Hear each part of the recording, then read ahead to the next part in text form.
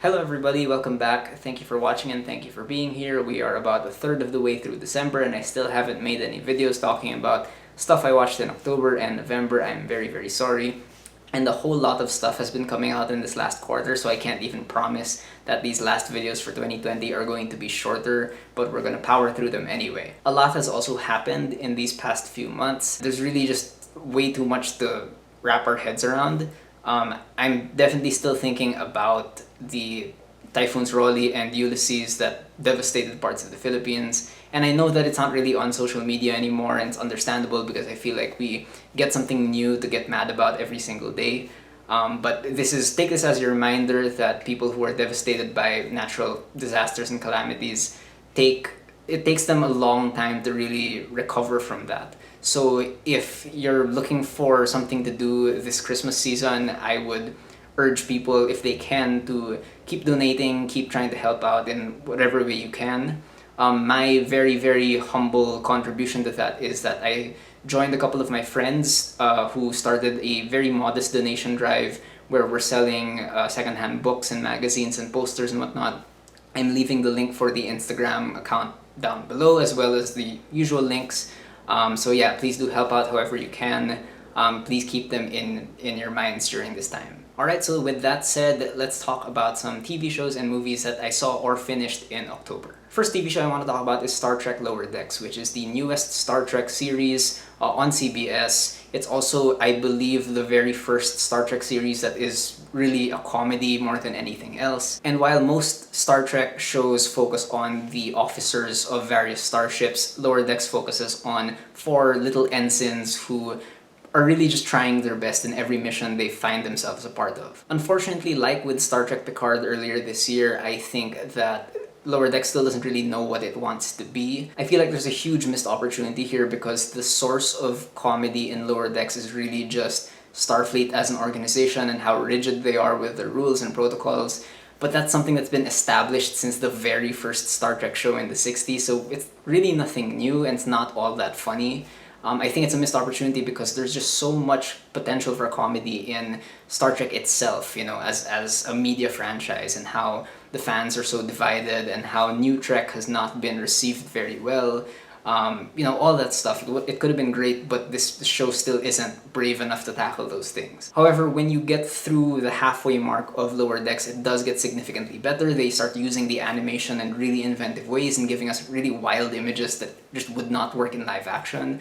And the cast is very good. A lot of the humor here still relies too much on these characters talking very fast and talking over each other, and it does get old. But I do think that the actors themselves are really up to the challenge. Tawny Newsome and Jack Quaid especially. And it's just funny to me that this show was airing at the same time as the second season of The Boys, and Jack Quaid is also in that show, but he's putting in a much better performance here. Speaking of The Boys, let's talk about the second season of The Boys, which of course is the sort of satirical superhero show wherein the superheroes are these horrible celebrities part of a giant media empire, and the boys, the titular characters, are a group of vigilantes trying to bring them down. I think the second season is definitely an improvement over the first, just because like the characters are finally more well-rounded and there's actually reason to care about most of them. A lot of the titular boys have like lives outside this whole vigilante mission now. A lot of the members of the Seven as well have very good dynamics with each other. But the reason why I'm still not a fan of The Boys like a lot of people are is the fact that I just don't think that its big ideas really say all that much at the end of the day. It does bring up a lot of like hot button issues like white nationalism and racism, women's rights, and you know, queer identities represented on screen, and religion and all that. Talks about a lot of these things, but I just don't think it really does anything with them.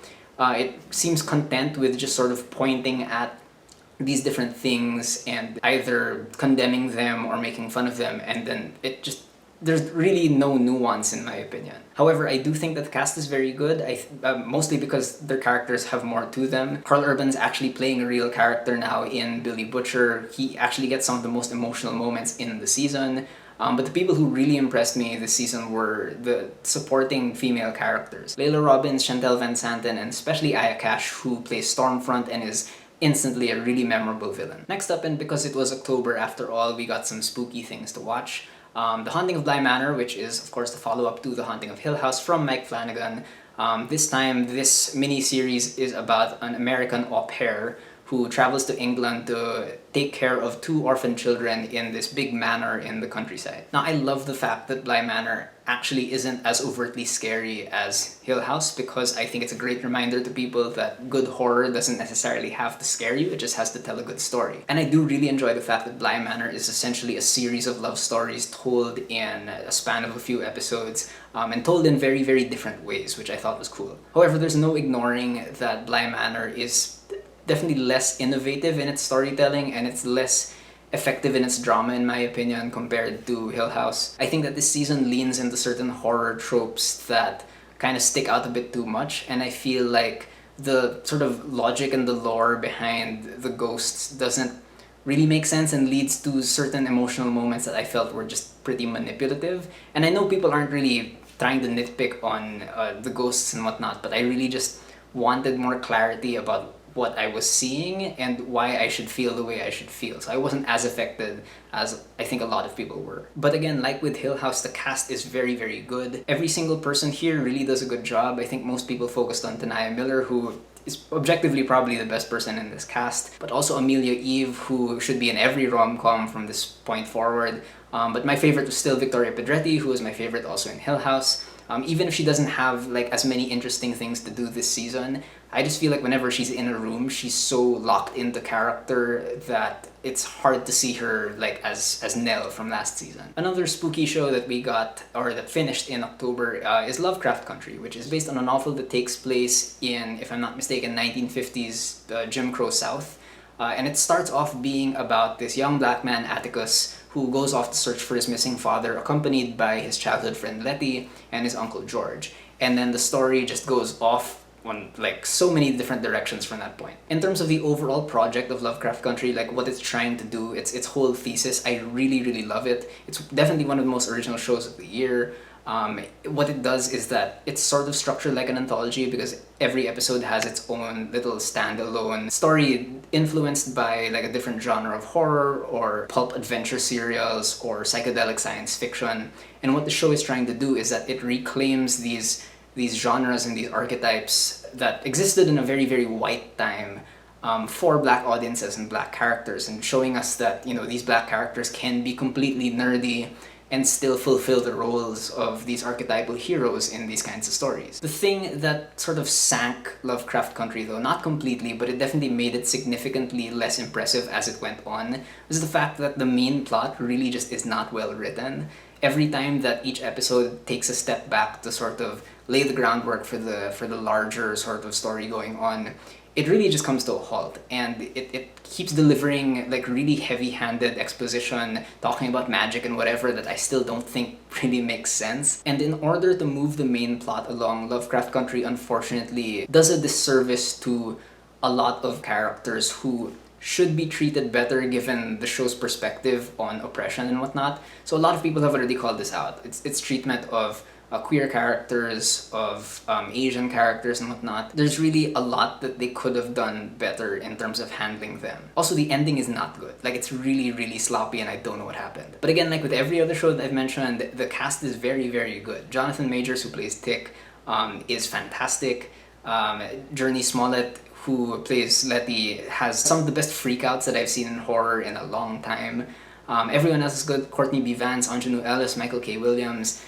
They're all really, really stellar. However, I think the best show that I saw in October, or at least that came out in October, is a small British drama called Save Me, which just finished its 2nd season. The first season of Save Me starts out being about this man, Nelly, played by Lenny James, who discovers that his biological daughter, who he has not met, while she was on her way to meet him, was kidnapped and trafficked. And seasons 1 to 2 really sort of just try to figure out what happened to her, as well as sort of track how Nelly and everyone in his small group of friends and his community are affected by this. This show is tense and unpredictable from the very beginning. It really carries its momentum from each episode to the next. And you know, these British filmmakers have really figured out how to tell a great story within a limited number of episodes, because Save Me is really only 6 episodes per season, and something huge happens in each episode, and there are different twists throughout that make you reevaluate how you view certain characters, that make you think a different way about various issues related to child sex trafficking. But what I love so much about Save Me is that while it is essentially a mystery drama, it doesn't really place that much importance on the answers we really expect, like who did this or who did that. Its main focus is really on how different people are affected by even just one incidence of trafficking. And you really get to see that in every single character, not just Nellie. Lenny James is a complete legend. He wrote, or at least co-wrote, every single episode of the show, and his performance on screen is mesmerizing. It's not a very like glamorous role, but he really leans into it.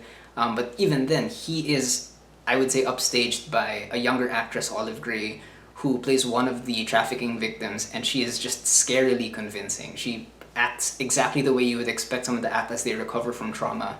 And in like quieter moments, you see like her inner child that was stolen away from her coming out, and it's really heartbreaking. And if she doesn't get like a BAFTA or something, that's gonna be insane. Now moving on to film, there's some morbid stuff that I saw in October, so pardon me.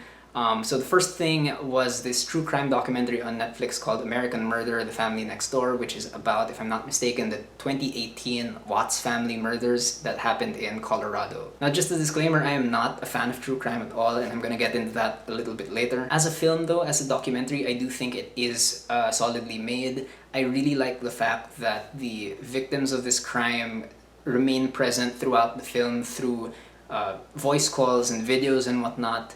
It really sort of hammers home the fact that their memory is still incredibly important, and it's not just about the crime. In fact, I do think it is very impressive that this whole movie is essentially just a bunch of like security camera footage, secondhand like videos from the internet, and home video footage and whatnot, just because it makes it feel so like grounded. And also it kind of becomes commentary on how surveilled our lives are. However, at the end of the day, even if I did generally enjoy this, I still think that a lot of these true crime documentaries are, they exist in order to get a reaction from us first and foremost, which is incredibly manipulative and borderline exploitative. And in this movie itself, I think there are certain exchanges involving some people who are deceased that are just way too private, and I don't think should be out there on the internet for everybody to see, so I sort of question the ethics in that regard. And even if this film does make an effort to honor the victims a little bit more, at the end of the day, I still think it's a little shallow. I think it just focuses on the crime itself and doesn't try to honor the victims by expanding their story to anything else, really. Another documentary I watched that is weirdly very morbid is the documentary Dick Johnson is Dead. In this documentary, the director, Kristen Johnson, in order to prepare herself for her father's inevitable passing, and also to help her father prepare for that, they staged like a bunch of different fantasy scenarios where Dick Johnson might die. It is very, very morbid, but I think that premise is amazing, and I think that what they end up doing is that through acknowledgement and acceptance of the fact that Dick Johnson will die, they managed to make this film a celebration of his life, ultimately. There's definitely some very strange humor here, not a lot of which is going to work for some people, but I do think that the film is respectful of Dick Johnson. I think that, you know, in between like these different scenarios that they've staged, we get a lot of time spent with Kristen and Dick, and their sort of candid conversations about life and death and family and whatnot. And these conversations are extremely poignant, and it shows that even if they're, you know, trying to do this experiment, they are still very scared at the end of the day. And seeing that only helps make the scenarios come off as more powerful. It really helps also that Dick Johnson himself is just such a joyous soul. He is just so generous and kind, even in his weakest moments, even when his mind begins to fail him. He is just such a lovely human being, whom I feel like we should all aspire towards being. Next up, another morbid black comedy. This time it's a fictional narrative though. It's the YA fantasy romance thing called Spontaneous, which is about a high school girl played by Catherine Langford, whose world and school get turned upside down when one of her classmates one day, for seemingly no reason, spontaneously combusts in the classroom. She explodes, and everybody starts to be really scared and worried about, this could happen to me. Now, I would like to think I'm a pretty sentimental person, and that on the spectrum of wholesome to edgy, I'd like to think I'm much closer to wholesome. And this film is definitely not that. It is very, very cynical. But surprisingly, I enjoyed it a lot. Like, I appreciated just how frank it was with its perspectives on life and death. Even if I didn't agree with like a lot of what was being said, I just appreciated the fact that they were really just going for it, and it just felt completely sincere for coming from these characters. The film does work as this bizarre love story, but I also think, whether intentionally or not, it also really works as a somewhat extended metaphor about how these high school kids and Gen Z kids feel about their futures being stolen away from them, whether it be because of climate change, or the threat of school shootings, or now COVID, or just the general threat of capitalism robbing them of their future.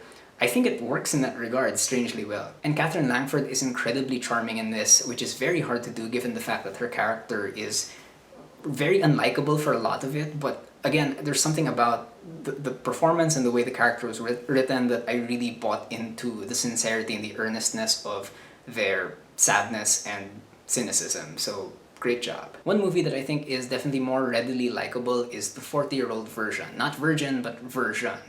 This is the semi-autobiographical story of Rhoda Blank, who pretty much did everything for this movie, who is a former playwright who begins to find a new creative spark in rap music. This is like the very definition of an American independent film. It's black and white, it's 2 hours long, it has like no real narrative structure, and it's very mumblecore, for lack of a better term, but it feels, again, very authentic and very sincere to who Rhoda Blank is. For an autobiographical picture, it really doesn't feel self-indulgent necessarily. It really comes together, I think, as a portrait of aging, a portrait of her grief over the loss of someone in her life, and a portrait of just her own creative process and how she's, trying to keep it alive despite all these other things. Rhoda Blank directed this, she wrote it, and she stars in it, and she is really, really good as an actress, but she might be even better as a rapper. Like, her verses here that we get to hear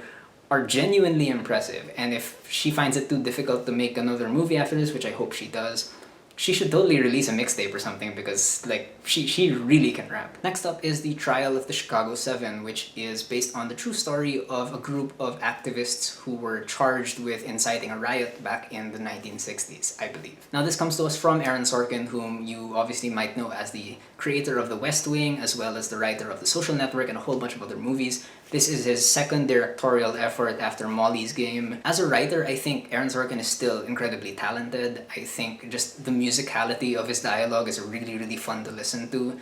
I love that he's able to balance like more technical and like period-specific language with really off-kilter humor, and like it's just really thrilling to watch him even attempt to do that. However, I still have the same feelings toward this as I did with Molly's Game, more or less. He still hasn't really found his voice as a director, and he can't really balance both of these roles just yet. Because a lot of the bigger ideas in Chicago 7 end up feeling pretty hollow. Like, it feels like he's way too focused on the performances and like the big moments, and ends up not really saying a whole lot about the real sort of situation that started this trial, and he doesn't really get the follow through on things he says about revolution and whatnot. Also, the ending is completely saccharine. Like, I know I said that I was a sentimental person, but even some of the stuff that this movie does, especially at the end, was just way too unbelievable for me to buy into. But again, the cast is very, very good, and this is like an ensemble all-star cast, and of course they're great. Too many people to mention, but my favorites were Jeremy Strong, who is good in everything he does. Please watch Succession. Sacha Baron Cohen, who is having a hell of an October and who is legitimately a great dramatic actor. And Mark Rylance, who has not really been getting any buzz for this, but he is always one of the best parts of every movie that he's in. And here, every time he enters the room, it's like he makes everybody else around him better. He just has that sort of gravitas about him. Next, we have a small independent documentary called, very simply, Time. Time is about a family essentially waiting for the father figure to come home from prison for a crime that he was actually guilty for. Now, what makes Time a really unique viewing experience is the fact that as a documentary, it isn't focused on making an argument, it isn't focused on sharing any specific sort of information to us. It really just focuses on these very small, mundane moments of this family waiting and just reflecting on their lives and their place in the world as black people. There's a really daring thing that Time does, which is to tell us very early on that the father and the mother were 100% guilty of what they did. And at first I sort of resisted sort of sympathizing with them just because I was thinking like, but you know, it's been proven that they're guilty, so do they kind of deserve this or whatnot? But then the film very quickly makes you understand that we have to sort of adjust the way we view these kinds of characters and these kinds of people who, you know, typically in media and in film and whatnot are typed a certain way. And we really have to adjust our way of thinking, and we have to see black working class people especially beyond like crimes that they're involved in or crimes they're guilty of, because there really is so much more to think about beyond that, especially when you think about the American prison industrial complex and just, you know, the concept of doing hard time in jail in general. So Time is emotional in a way that I can't necessarily articulate.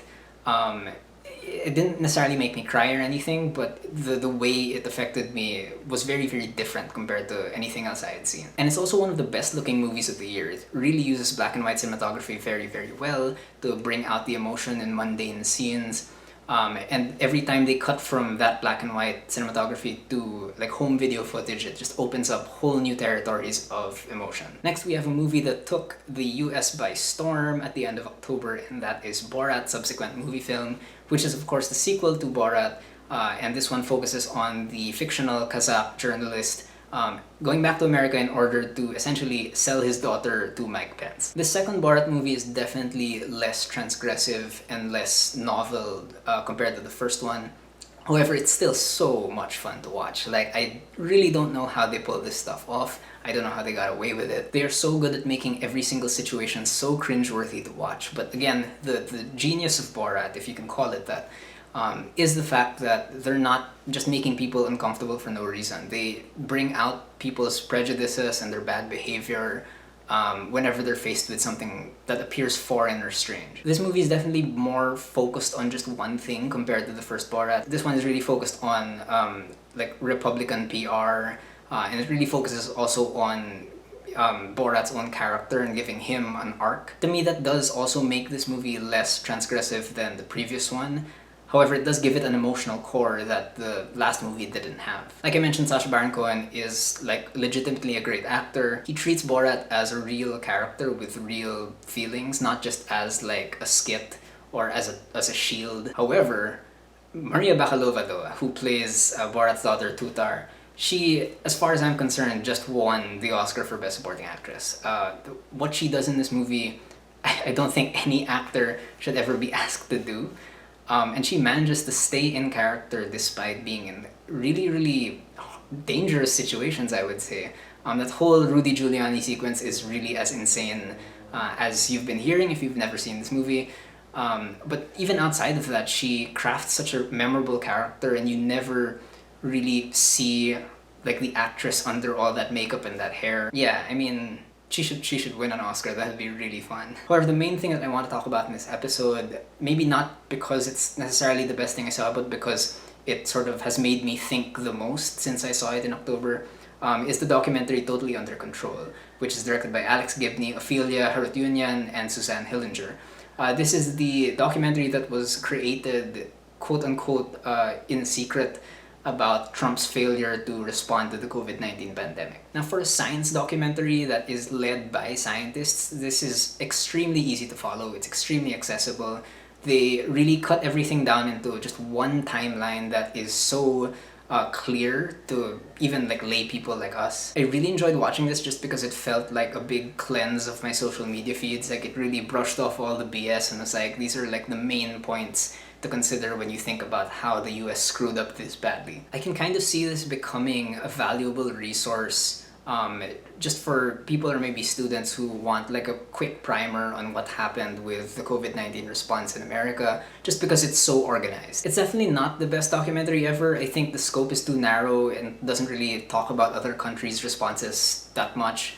And I think it should have been made accessible on a better platform and not like an exclusive streaming service. However, it was just so great to see scientists taking center stage and, you know, just really talking about the thing that they're experts at. All these people whom these directors have gathered for this documentary speak very clearly. None of them get like hysterical as other people might think they might. Definitely not as hysterical as our politicians. Every single thing they say is valid. Like they make really clear connections between how politics affects the response of the health workers and vice versa. And contrary to the way this film was marketed, it's definitely not just one big dunk on the Trump administration, although that is obviously a huge part of it. At the end of the day, Totally Under Control is smarter than that, and it really makes a case for the fact that these medical practitioners and these scientists have been dealing with politics and bureaucrats for a very, very long time, and the things that are going wrong today are a result of an entire history, really, at least a recent history, of them being blocked by people with their own selfish agendas. This movie has really great examples of how politicians set an agenda that sets everybody back and they end up brainwashing other people into essentially sabotaging themselves. And while I imagine that this movie might be easier to watch if you're in America just because, I mean, you voted Trump out, watching this in the Philippines was somehow even worse and even scarier because we're nowhere near the kind of response that we need. I mean, from the time I'm making this video, our president just recently said, hey, I think mass testing is important. And we're in December, man. Like, we needed that in March or January. And thinking about this movie now, it really, like the sort of lessons it has about listening to science and not giving these politicians like this much power to just, you know, intrude upon things that they don't know about. It makes me think of not just the COVID-19 pandemic here, but also like how the government has failed to respond adequately to the natural disasters that have been happening since the start of the year, from the Taal volcano explosion to the typhoons recently.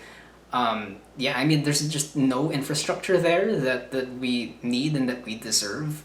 You know, disaster preparedness is not the ability to give out relief goods after a typhoon arrives. It's, you know, disaster preparedness is making sure that you never have to give out those relief goods in the first place. And I know I don't seem mad right now just because it's hard. I feel like it's hard for me to be mad on camera, but it is infuriating. And I really just don't know what to say other than like these people have not learned from Yolanda as much as they try to, you know, show that they're much better than the previous administrations. Like, they haven't learned, they haven't done anything. Shout out to the very few politicians out there who are actually helping.